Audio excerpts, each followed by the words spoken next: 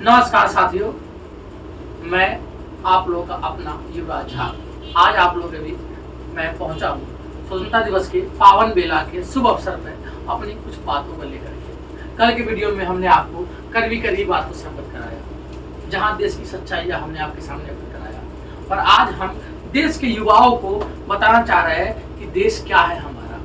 ये देश हमारा, कहा जाता है कि ये देश हमारा सबसे प्यारा नदी गोदावरी गंगा। ये गंगा, जमुना, सरस्वती, कावेरी, गोदावरी सबका मिश्रण है। सबने कहा कि ये देश क्या है।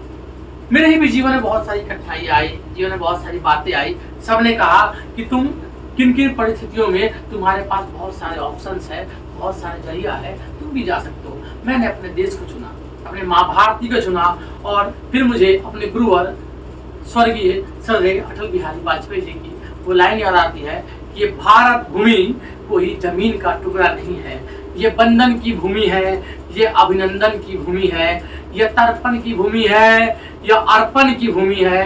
इसके कण कण में शंकर है, इसके कण कण में शंकर है, इसके बिंदु बिंदु गंगा जल है।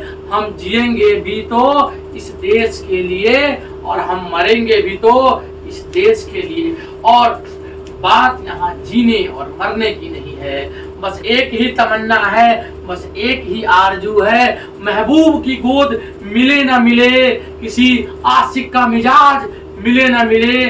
जब मेरा अंतिम समय आए तो ये हवा जो मेरे प्राणों को खींच रही हो वो मेरे माँ भारती की हवा हो। और मरने के बाद जब मेरे चिताओं को आग लगाया जाए, जब मेरा अंतिम संस्कार हो तो वो मिट्टी भी हमारे देश की हो, वो लकड़ी वो हमारे देश की हो, वो आग भी हमारे देश की हो, जलाने वाला भी हमारा भाई बंधु हो। और मरने के बाद भी जब हम इस देश के गंगा जल में समर्पित किए जाए तो इसके कण कण को ऐसा लगे कि माँ भारती का बेटा उसे अपने आगोश में समा रही है। ऐसे आजादी न मिली है और न ऐसे आजादी हमें मिलेगी।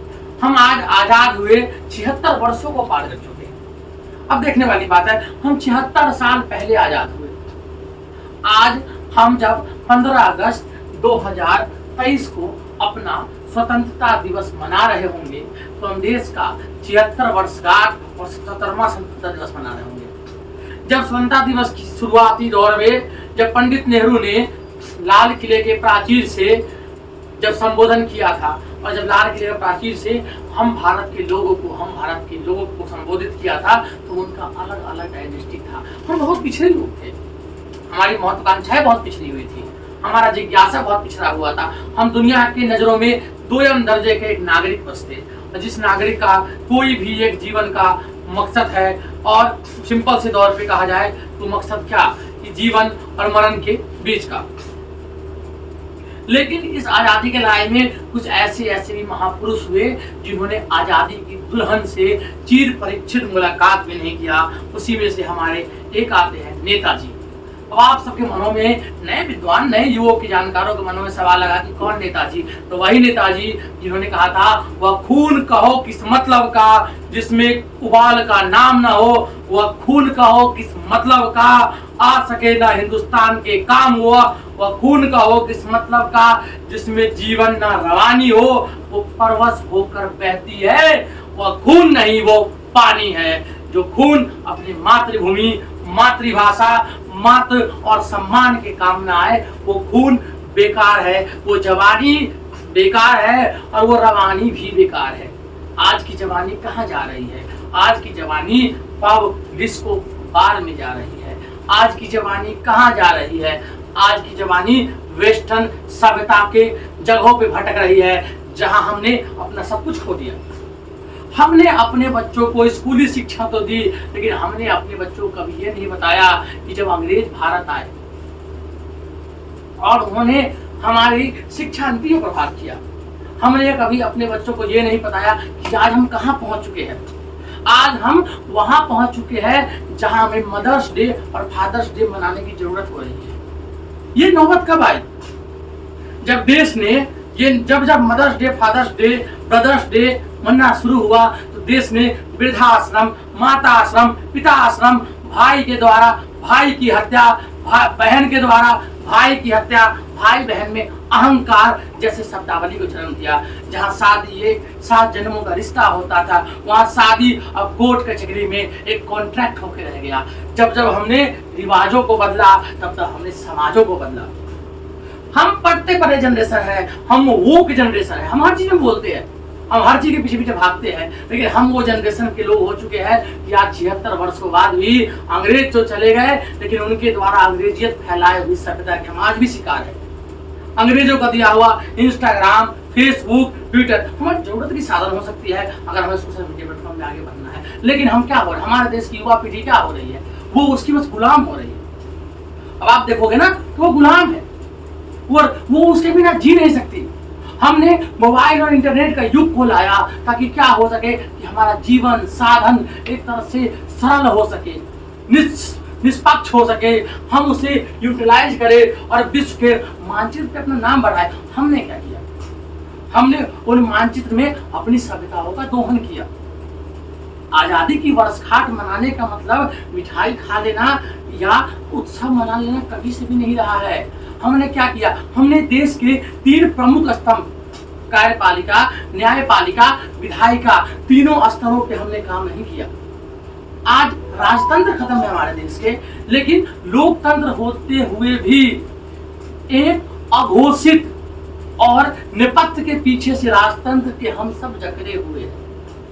आज कोई एक नेता हमारा रहनुमा बन जाता है और उस नेता की आने वाली हर एक पीढ़ी को हमारी युवा बिना उसके शैक्षणिक योग्यता के उसके पीछे पीछे पीछे पीछे कदम बढ़ाती है और चूंकि हम गुलामी की दौर में ही तो है। हमने क्या किया अपने समाज को आगे बढ़ाने के लिए, समाज को सबल बनाने के लिए राष्ट्र के हर एक लोगों को एक साथ आना होता है। आज 15 अगस्त के पूर्व संध्या पे मैं बस आप लोगों से बस इतना ही कहना चाहूंगा, आग्रह करना चाहूंगा कि एक सबल राष्ट्र का निर्माण और एक दुर्बल राष्ट्र का विनाश उस देश के युवाओं पे निर्भर होता है। ये देश युवाओं का देश है। कहा जाता है यंग इंडिया, जब प्रधानमंत्री जी कहते हैं कि यंग इंडिया, यंग इंडिया का जब स्लोगन बनता है मतलब क्या, जिस देश के युवाओं को सोशल मीडिया प्लेटफॉर्म से आगे आना होगा। आज क्या है, देश की 60% से ऊपर जनसंख्या के युवा छपड़ी और निपी बना हुआ घूम रहे हैं।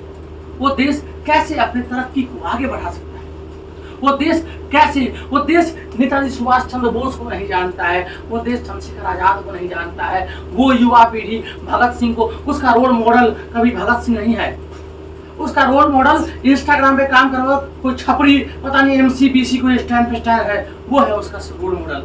उसका रोल मॉडल, जहां उसका रोल मॉडल होना चाहिए कि वो झांसी की रानी को अपना रोल मॉडल बनाए, वो उर्फी जावेद जैसे अर्धनग्न बालाओं को अपना आवेश बना रखा है। वो भांड बॉलीवुड और भांड समाज को ही वो पैसों को प्राथमिकता देते आ रहा है।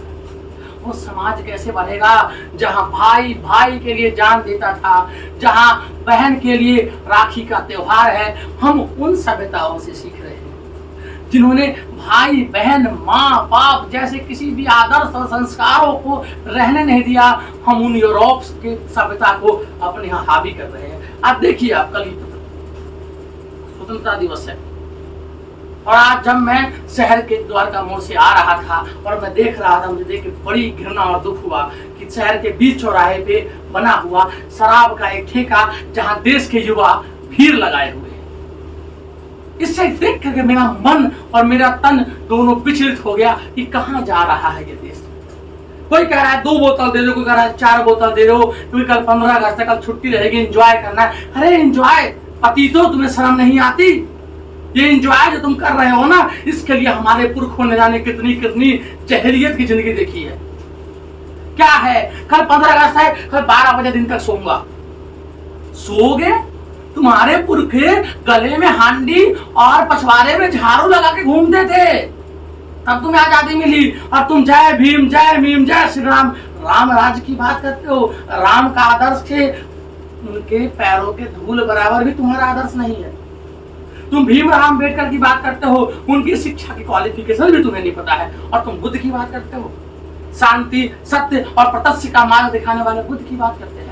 और हमारे युवा उसको आज तक ये भी नहीं पता है। संभल जाओ मेरे देश के वीर जवानों, दुश्मनों की आंखें टिकी है, तुम्हारे नग निगाहें हटेगी, तुम्हारे जमीन बेच ली जाएगी। आज कसम लो इस स्वतंत्रता दिवस के पावन बेला पे कि हम देश को विश्व गुरु बनाएंगे, हम भारत को विश्व गुरु बनाएंगे, क्योंकि न जाने कितने ही ज्यादा दुश्मन देश के अंदर और देश के बाहर तुम्हारे देश को, तुम्हारे मातृभूमि को खोखला करते हुए आ रहे हैं। जिस तरीका से माँ के दूध का कर्ज तुम चुका सकते हो, लेकिन मातृभूमि का कर्ज तुम कभी नहीं चुका सकते हो। तब इसलिए कहा गया है कि सिंपल सी बात है, संस्कृत में कहा गया है कि सिंपल, बहुत आसान शब्दों में, और वो क्या कहा गया है कि ये धरती, ये धरा, ये वसुधा, ये सब को अगर एक तरह से कागज बना दिया जाए, सभी पेड़ पौधों को अलग अगर स्याही बना दिया जाए, और देश के सभी नदियों को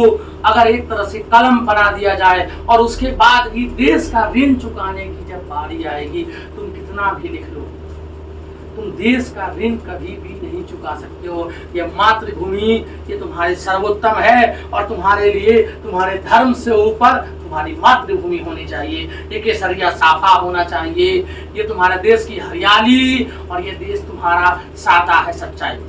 हिंद देश का प्यारा झंडा ऊंचा सदा रहेगा झंडा। इस झंडे की गरिमा को हमेशा बनाए रखो। तुम किसी अपने देश की गरिमा को क्रिकेट की टीम से जोड़ते हो, फुटबॉल की टीम से जोड़ते हो, कुश्ती टीम से जोड़ते हो, बॉलीवुड से जोड़ते हो, लेकिन तुमने कभी अपना रोल मॉडल अपने देश के कभी भी वीर जवानों को नहीं बनाया, जो देश के रियल हीरो है। आज तुम में से कितने प्रतिशत युवाओं को यह पता है कि मनोज पांडे और विक्रम बत्रा जैसे और राइफलमैन संजय कुमार जैसे भी देश के रियल हीरो रहे हैं। चाहे 26/11 के हीरो संजीव कृष्णन हो या उरी के हीरो हो, हमारे देश में जवानों ने जाने कितनी कुर्बानियां दी है। तुम्हें क्या लगता है ये डिफेंस की, ये एनडीए की जो जॉब है ऐसी मिल जाती है और लोग पैसे कमाने जाते हैं? अरे टैलेंटेड होते हैं लड़के जो वहां तक पहुंचते हैं, तो तुम जैसे जो 2 कौड़ी के छपड़ी घूम रहे हैं ना, उनके बस की भी बात नहीं है। फिर वहां जाना और देश को प्रेजेंट करना, और कोई भी नौकरी ऐसा कभी भी नहीं होगा कि जो जान की कुर्बानी मांग ले। लेकिन ये देश सेवा नौकरी नहीं है, ये कर्तव्य है, और इस कर्तव्य पथ पे हम हमेशा चलेंगे। देश के हर एक परिस्थिति से हम झेलेंगे और देश को एक सबल राष्ट्र बनाएंगे। आज हम वचन लेते हैं कि अपने देश के युवाओं के साथ मिलकर के नए भारत का आरंभ करेंगे। आज के लिए बस इतना ही। आपका स्वतंत्रता दिवस हार्दिक मंगलमय हो, शुभ हो। हम यही आशा करते हैं जब हम अगले साल आपसे मिले तो हम एक नई एनर्जी, नई ऊर्जा, नए भारत की सोच के साथ मिले। जय हिंद, जय भारत, वंदे मातरम।